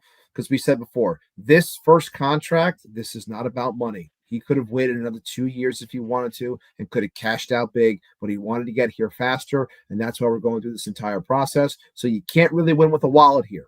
This is about presenting yourself in a way that is accommodating for this player. New York is not the easiest market to pitch, especially if it's being said that he's not too sure about big-time markets. And look, everyone is different. Maybe things can change. We have no idea what is put into these presentations. But if there's one thing that we do know is that presentation went pretty far when it came to Cohen and Soto. Maybe what they offer and what they show in terms of what they're building behind the scenes in the pitching lab and Jeremy Hefner and everything like that, and how they were able to progress with Kodai Senga when he first came over. Maybe that's enough, and maybe it can lure him away from the West Coast. I know Joe Wolf came out and said that, you know, the whole East Coast, West Coast thing isn't so much of a big deal as many are making it out to seem. Is Joe Wolf Senga's agent too? I feel like Joe Wolf has cornered the market on all Japanese stars. I feel like he's with every guy. Well, he's Ohtani's agent. So I'm not sure if he is or not. I don't know if he is. Thank you, Armand. Armand just saying yes. Okay. I believe he is to the question I just asked. Thank you. Yeah. Yeah. So maybe that helps. Yeah. I don't know, but you're right. Yeah, he does represent a lot of the Japanese players. So it doesn't help the Mets any more than it helps, the Dodgers or the Padres or anybody else who's got a high level Japanese player on their team right now from the last couple of years, because he represents a lot of these guys. Ibby, here's a good one. Well, first of all, this comment from Jose Lopez Maya saying the money is there, re-sign both Manaea and Alonso. The Mets have plenty of money to spend. They're going to spend the money. They're going to replace both of those players, if not bring both of those players back. The money is there. It's just a matter of, are those two players the right players, right? They're either going to bring them back or they're going to replace them, in spades. So I think it's true that Alonso is the right guy. I'm not sold that Manaea is the right guy for everything that we talked about. Here's a good question from John Rossi. Are we getting anyone tonight? I think they're done for now. So the winter meetings are wrapping up. Stuff is still happening. People are still working. Do you think we get any Mets news tonight? Right now, where the winter meetings are taking place, it is 6:10 p.m. Do you think the Mets have another move in them at all of any, I don't want to say significance, but there would have to be something like, do you think it happens? Do you think the Mets have a deal done, whether a trade or an acquisition via free agency, before they leave Dallas? I'm not going to say it's impossible. I definitely think it's possible, mainly because if you're already talking with teams, like I'm thinking from a trade standpoint, everyone's in one central location and you're having constant conversations. I think that if you're willing to talk like they were with Chicago about Crochet, and I think you're clearly, in the mindset of, I'm looking to make a deal potentially if it makes sense. And I've identified the types of players that I'm looking at. So if Pittsburgh is legitimate and they are shopping the likes of, Mitch Keller and Jared Jones, both of which would be, a huge get for the Mets if they were able to come to an agreement on something. Look, I think that there's talking points that can be had. And could those things materialize quickly? Absolutely. Does that mean it's going to happen tonight? No. It could also just be that you're laying the groundwork of something that can happen next week. As you go back and you reassess some things or what have you. But I think that something's definitely possible. There are a lot of guys that could still be signed that make sense for this team now. But if, like I said last night, I think if it's anyone from the names that have been mentioned, I would say it's either trade or Manaea. I don't think Pete Alonso is going to get decided anytime soon. So yeah. I caution Mets fans to not lose sleep over when Pete Alonso is going to either sign with someone else or re-sign with our Mets, because I think he's going to be on, no pun, he's going to be on ice for a while. Yeah, I do think, honestly, as unpredictable as they are, I think a trade might be the most likely scenario, because usually if you are involved in a trade for a potential area of your team, like the Mets were with Garrett Crochet, sometimes you're working that deal and you're working another deal simultaneously. If one falls through, you might quickly pivot to the other one. So I could see this being a case. I don't know if it's Castillo or whoever it is, but I could just see Stearns kind of working one side of this really aggressively on the Crochet front, knowing that domino probably falls first. And then maybe now he's starting to look, okay, well, the Padres are making Dylan Cease available. We just talked about the Pirates maybe making Jones or Keller available. So maybe there's a pivot that happens, because if it's pretty well known in the industry that you are looking for a starting pitcher, let's say, maybe these teams come calling you, or maybe you rekindle talks. So I think if something were to happen tonight, John, to answer your question, I think it's on the trade market, and I think it's a starting pitcher, because I think that's where the Mets have spent the last couple of hours, maybe even the last couple of days, being most active.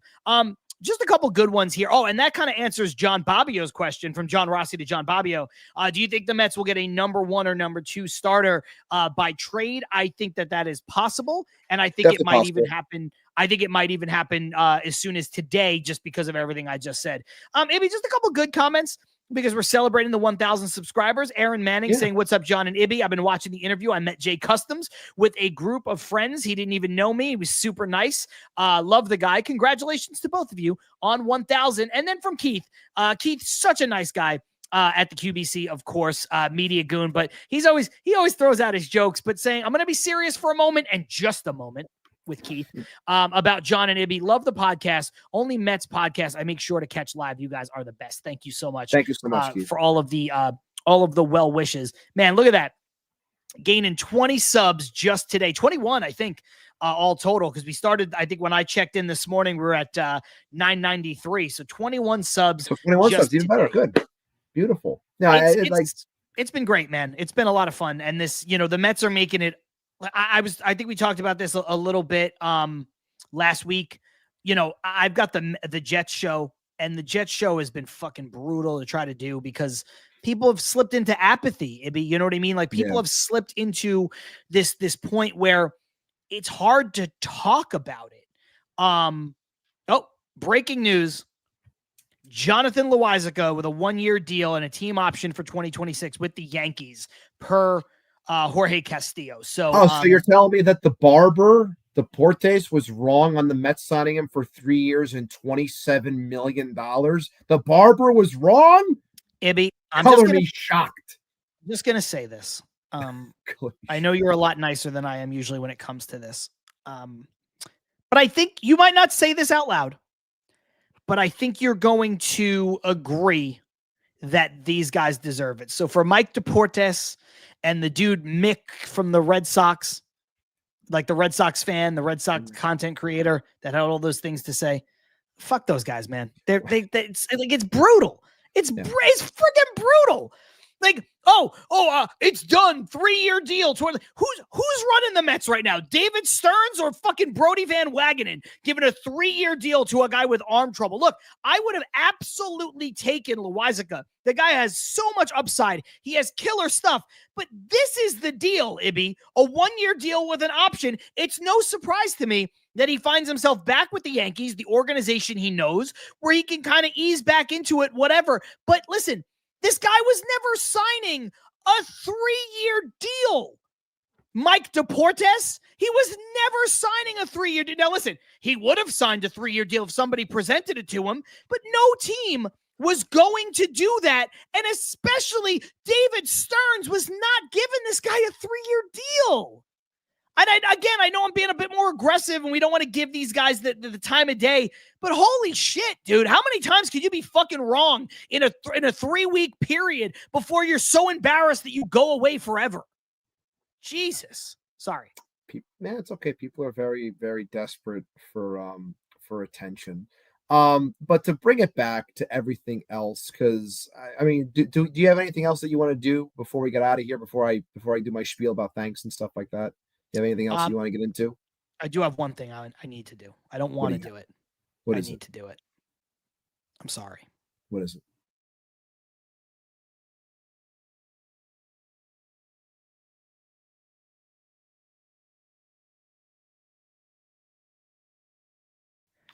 It's funny. When you made that, I know you made it because, lavender is relaxing. One of my favorite scents. I love lavender. You made it because it's relaxing.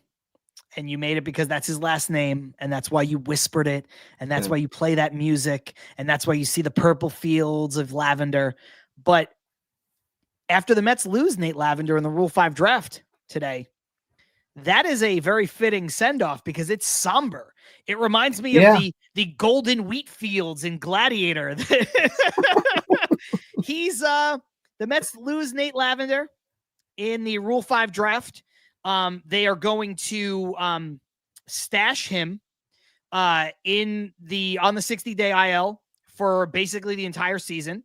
And then the rules of the Rule 5 draft will apply for 2026, which is then he has to be on their major league roster for the entire season. Otherwise, he gets offered to the Mets. So a lot of people saying RIP Nate, but there is a chance.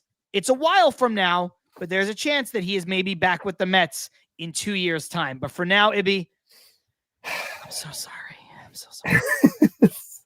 it's hysterical that I don't know if it's hysterical or sad about how my phone blew up when that news dropped. Like I got way too many texts and I got way too many DMs and I got way too many tweets about Nate Lavender. I appreciate all of you. I do, because it's hysterical, but it's like I felt like, man, this is an issue. If everyone thinks of me right away when it comes to Nate Lavender, maybe I'm doing something wrong.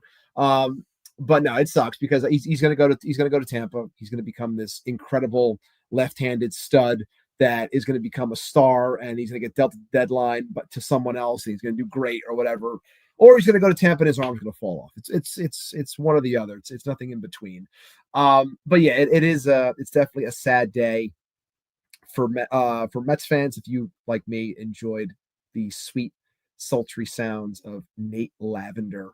But yeah, like the last thing I wanted to say before we got out of here was, again, super proud, 1,014 subs and climbing.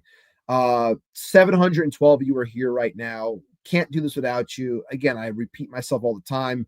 I remember we were doing this with nobody, and 5 people, and 10 people, and those people are still with us today. And I appreciate all of you. And some of you have dipped out, and some of you come in and show your face once in a while because life gets in the way. And either way, myself and John, we appreciate when you are here. I appreciate all the new names that I've seen. I know Aaron Manning is always sending me messages, the kindest of words, and I thank you for that, brother, and how much you support the show and like the show. And you never get a chance to be here live, so thank you for stopping in today. And some of the guys that we picked up from other shows, from being on Mets Weekly. I know Odd Villain, I've seen you over there a lot. Yep. And I see a lot of guys that that we were able to, when we show our face on Ant's show and Sub with Shay, or we're talking with Shay and Sons, or we're talking with Mets Weekly, or anyone, like, just this community is awesome. And I love the fact that we're all thriving and finding our own area within a very, saturated space, because there are a lot of people who do this. But again, I was proud last night that we pulled over 1,100 people to watch us when the Mets pod was on with Will Salmon live.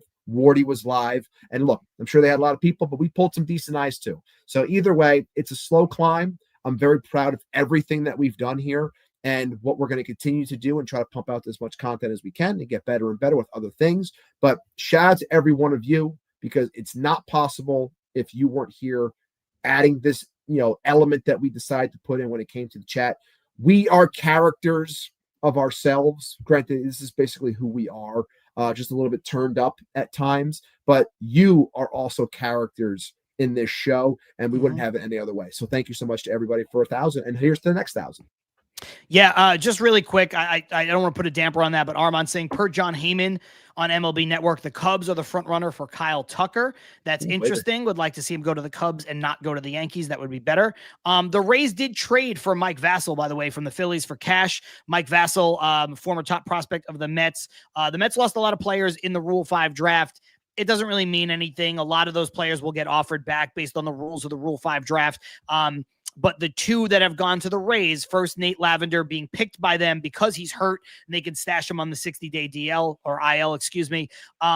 He's going to be there. He's going to be gone for a while. And I could see the Rays. Mike Vassell didn't have a good year in AAA, but he's basically major league ready. So this could be a guy they put into their pitching factory, see if they can get the best out of him. If he stinks it up, he'll be back with the Mets in AAA. If he doesn't, he's we're going to see what they can get out of him. But those are just 2 nuggets right there that are super important. Paul Revere saying, guys, remember, I count as 2, me and my horsey. It's true. Love to have you back, Paul. Love to have you back. Happy to have you back. Thrilled to have you back on the live show. But I just want to say this, Ibby. In our hearts, Paul Revere does count as 2, himself and his beloved horse. However, unless that horse has its own YouTube account, technically does not count as 2. I got to be real. I got to be real. So you want to you watch next week. We're going to come on, or maybe even tomorrow. It's going to be Paul Revere's horse is going to be in the comments. 100% sure. I am 100% sure that at some point Paul Revere is now going to make like Paul Revere's horse. We appreciate you, man. Oh, he's saying he does. He already has one. Oh, Jesus. Okay. Ibby, I just want to echo the sentiment that you did with regards to, us getting to over now 1,000 subscribers and what that means for us and how special this run has been. And I tweeted it out and I put it on my Instagram and the show's Instagram. Like, we're going to take this in. We're going to enjoy it. Somebody is going to win the Edwin Diaz autographed baseball. Probably announce that next week, I think, on the show. There it is in Ibby's hands. But you know, the march towards the next milestone continues. The march towards 2000. Yeah, that's what we have next, because we believe in what we do. We appreciate all of you guys being here. And Ibby said it so well, growing this from nobody in the live chat to 5 people to 10 people to now, you know, 700, 1,000, 1,200 people in here every time we do a show. It's amazing. And, you know, so we appreciate it, and we're going to keep on grinding. We're going to keep on doing what we do. We believe in it. We appreciate that you believe in us. Paul Revere saying his horse's name is Midnight. Just wanted to let you guys know, and saying giddy up with regards to us on this march towards, you know, now 2000. And I do want to say, I'm going to be live tomorrow, wrapping up the winter meetings. So keep that in mind. I'm going to be live tomorrow with Ryan Finkelstein of Locked On Mets. If Ibby can make it work with his schedule, he will be there as well. But 5 p.m. Eastern time, I will drop the stuff on YouTube coming up in a little bit, but it'll be at least myself and Ryan Finkelstein wrapping up the winter meetings, talking about whatever is potentially happened between now and then. So keep your eyes out on that. And Ibby, I think I mentioned it yesterday, but next week in our regular time, when we return to one show a week, so next Wednesday, 5:30 p.m. Eastern time, we're going to have Manny Gomez, who is the Mets beat reporter for the New Jersey Advance, NJ.com, the Star Ledger. He is going to be with us right now. He is at the winter meetings. Good follow. He is going to be with us. Yes, Ryan is terrific. Manny is terrific. So we're looking forward to having both of those guys on the show. So, yes, Mr. Nobody, Finkelstein is my morning coffee watch. Yes, he has not been on with us in like a year and a half. So looking forward to having Ryan back on. He records so much content. It's so hard to get him on, which is why I was like, listen, man, can you do Thursday? Anytime Thursday? And we were able to work him out. So, yeah, man, Aaron saying it best. Good night, Mets family. LFGM. This is the perfect time to celebrate, Ibby, because when we're done with this show now in a couple moments, you guys can head on over to Twitter and you can watch the what do you call it? That promo video that we couldn't show. I gotta watch it right now. Keith did say that we could show it. He was in the comments saying it's fair use. I believe Keith, he knows about a lot of that stuff, but I was just a little worried to show it. So I'm going to go over and watch it. You're going to go over and watch it. We'll share it on the show account. Go over and watch it, because this is a great day. Juan Soto officially signed, sealed, delivered. A New York Met press conference tomorrow, 3 p.m. Immediately after that, me and Ryan Finkelstein, maybe Ibby, doing Til Mets Do Us Part. Ibby, anything that I missed that you want to say before we get out of here? I got nothing else. All love to our Mets fans. LFGM. Have a great night, everyone. And let's keep riding this high. Let's keep going. Let's keep getting better. And I'm sure that our Mets are going to be in the news, relatively soon. We'll see if it's tonight or tomorrow, but I think we're going to get some news eventually soon. So let's hold our breath and let's get ready for what's next. Yeah, it's going to be it's a big off season already. It's going to continue to be a big off season. We're going to be here with you as much as we possibly can every single week, doing what we do. I'm John. That's Ibby. This is Til Mets Do Us Part. We'll see you next time.